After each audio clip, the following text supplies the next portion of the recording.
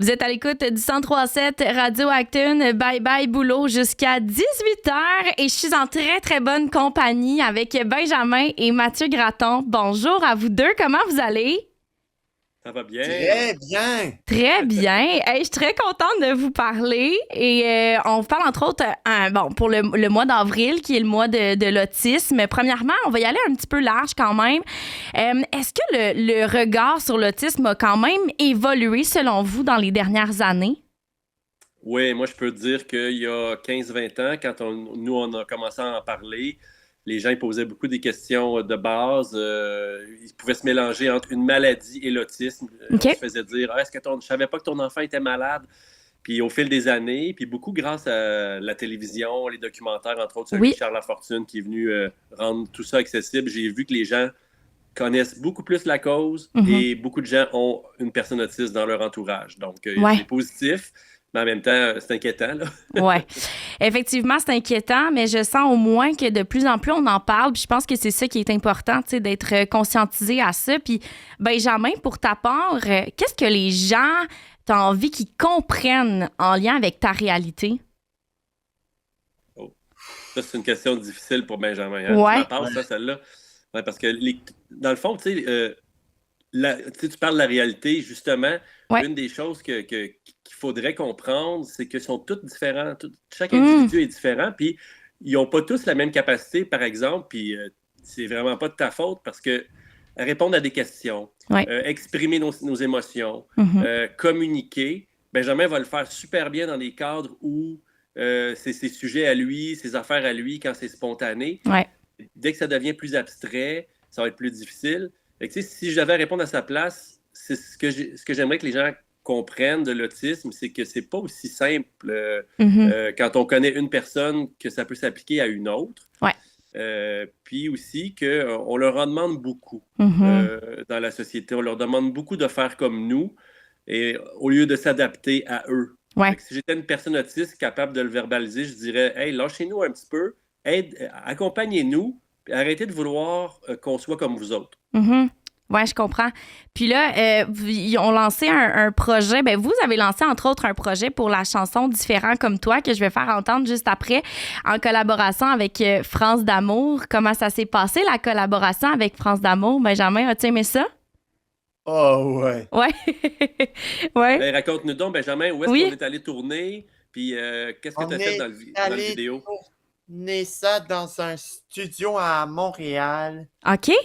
Hey, c'est gros quand même, aller dans un studio à Montréal. Et France d'Amour, elle était gentille avec toi? Oh, ouais. Ouais. Ça a dû être une belle expérience. Mathieu, tu étais présent aussi, j'imagine? Oui, puis ce qui est le fun avec France et entre autres deux frères, Danny Bédard, et j'en oublie un, là, mais ils ont pris le temps d'écrire les paroles, ces gens-là. France, parce que des fois, c'est moi qui écris les paroles, la musique. Ouais. Bon, c'est pas mauvais, mais quand c'est un auteur-compositeur qui prend le temps d'écrire quelque chose, Mhm. on dirait que ça amène une autre dimension à la vision de cette personne-là face à la cause. Puis France a tout à fait saisi là, dans les paroles que vous entendrez tantôt, là, Mhm. c'est quoi la différence. Puis moi, ça me touche énormément quand les gens prennent le temps de Mhm. composer paroles et musique. Fait que ça a été vraiment une belle rencontre cette année. Puis Benjamin, est-ce qu'ils t'ont fait participer à ce moment-là? Comment t'as été avec eux autres? Est-ce que tu participais sur la musique? Tu participais sur les paroles? Ouais. Sur la musique. Sur la musique, ouais. C'est le fun de pouvoir participer avec des artistes de grande pointure comme ça.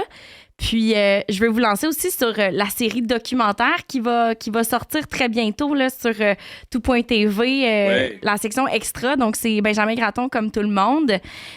Parle-moi un petit peu du concept de la série en premier, Mathieu. Après ça, Benjamin, tu pourras me conter comment ça s'est passé, là, mais le concept de la série. Ben, le concept, c'était un documentaire d'observation. C'était de regarder Benjamin dans son habitat. Ouais. Lui qui voulait depuis longtemps habiter dans un condo moderne. Mhm. Donc, je lui ai permis de le faire pendant 30 jours pour qu'il sache vraiment dans quoi il s'embarquait dans le futur. Puis, l'idée, c'était de voir où est-ce qu'il est rendu dans son autonomie. Mhm. Qu'est-ce qui fonctionne moins, pour nous, les parents, nous préparer au futur quand on sera plus là, de se dire, ben comment, il nous reste combien de temps à préparer tout ça pour vrai? Ouais. Qu'est-ce qu'on doit travailler pour que ça se passe bien? Fait qu'on a découvert des beaux points forts de Benjamin, des choses plus difficiles à voir qui nous ont surpris, moi, qui m'ont fait une petite introspection personnelle sur comment je communique avec mon fils, puis à quel point les personnes autistes ont de l'anxiété. Ouais. Fait que c'est intéressant, puis on a testé la sécurité, puis tout ça. François Chénier a joué le rôle d'un vendeur itinérant, puis Benjamin l'a laissé rentrer, puis c'est inquiétant de voir à quel point il aurait pu envahir les lieux pendant longtemps. Ouais. Toutes sortes de petites expériences comme ça, c'était ça le concept, d'observer pour aussi en même temps comprendre comment fonctionne une personne autiste comme Benjamin. Puis Benjamin, pendant ces 30 jours-là, ça s'est bien passé pour toi? Comment tu t'es senti à l'intérieur? Es-tu capable de me décrire? T'étais content? Dis-nous un peu, Benjamin, qu'est-ce qui était le plus difficile et qu'est-ce que tu as aimé? Ce que j'ai trouvé le plus difficile, c'est aller à l'épicerie puis faire le ménage. Ouais. C'est pas facile. Ben, dis-toi que c'est tellement quand même difficile dans le quotidien en général. Tu sais, c'est des tâches qui demandent beaucoup d'attention. Fait que j'imagine que ça doit être difficile aussi de bien s'organiser. Est-ce que, Mathieu, tu étais là aussi dans le support au cours des 30 jours? Ben oui, mais la première semaine, on l'a laissé tout seul, dans le sens vivre ses échecs pour voir comment il réagirait aussi, comment il se débrouillait. Mais c'est sûr qu'après le documentaire, on a tous convenu que le ménage, on aura beau s'acharner, c'est pas fait pour lui. Pas juste parce que c'est plate de faire du ménage, mais parce que ça donne rien de s'acharner sur fais le ménage de ta chambre, passe l'aspirateur, des choses qui n'est pas apte à faire comme il faut. Fait que ça, on a laissé tomber ça, puis je suis content qu'on ne l'achale plus avec ça. Puis j'espère qu'il y en a d'autres qui vont aussi réaliser que c'est pas de la mauvaise volonté, c'est qu'ils sont pas aptes. Par contre, Benjamin, tu avais des belles forces pendant ce mois-là. Ouais. Quelles étaient ta force que tu as retenue de cette expérience-là? Une force que tu as trouvée qui était plus facile, peut-être, dans ces 30 jours-là? Ce qui était plus facile...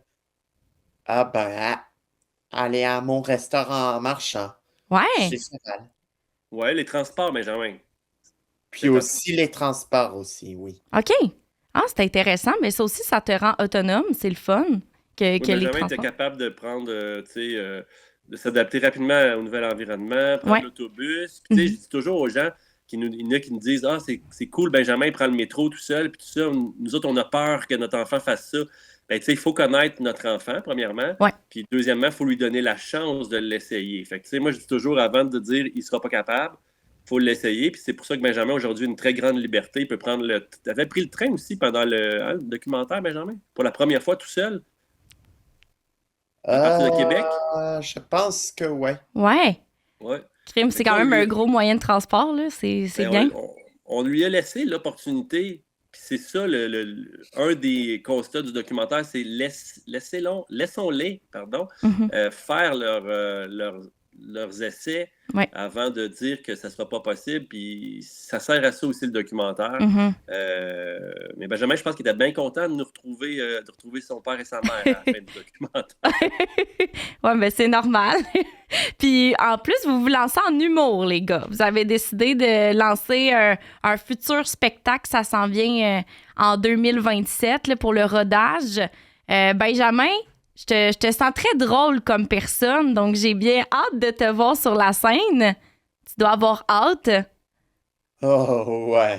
Benjamin aime ça, la scène. Qu'est-ce que tu aimes de la scène, Benou?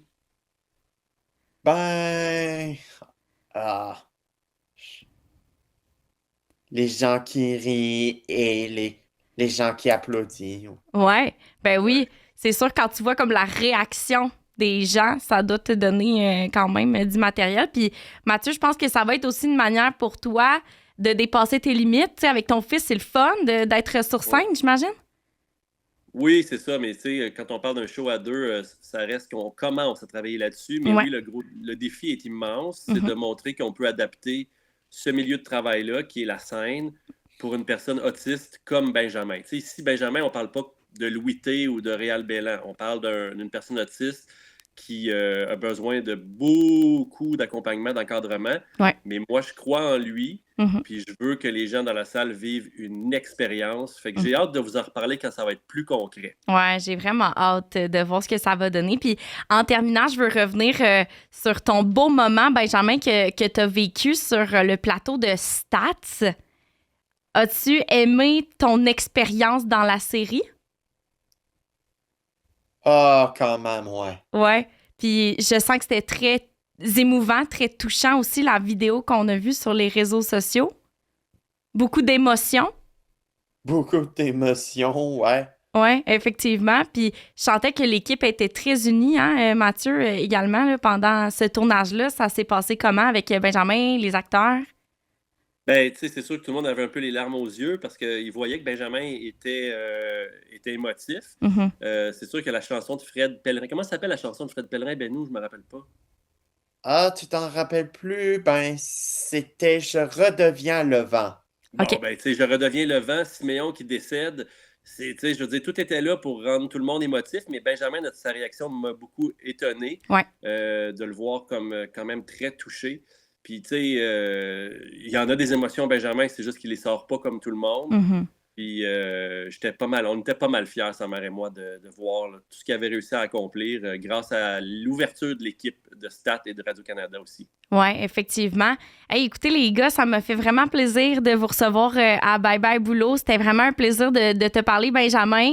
Et Mathieu, toi aussi. Peux-tu rajouter un petit quelque chose? Ben, vas-y. Que, ben oui. Écoute, on est les porte-parole d'une fondation. Benjamin, veux-tu dire c'est quoi la fondation? Oui. La Fondation Bennet et compagnie qui donne du répit à des familles avec des jeunes aux besoins particuliers.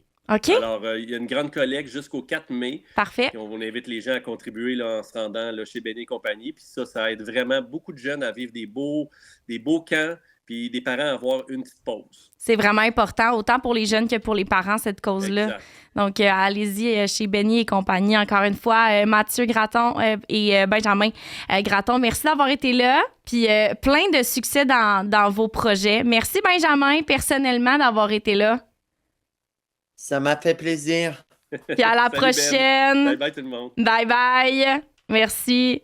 Vous écoutez 103.7 Radio Acton. Merci d'être à l'écoute jusqu'à 18h. Vous aimez notre contenu?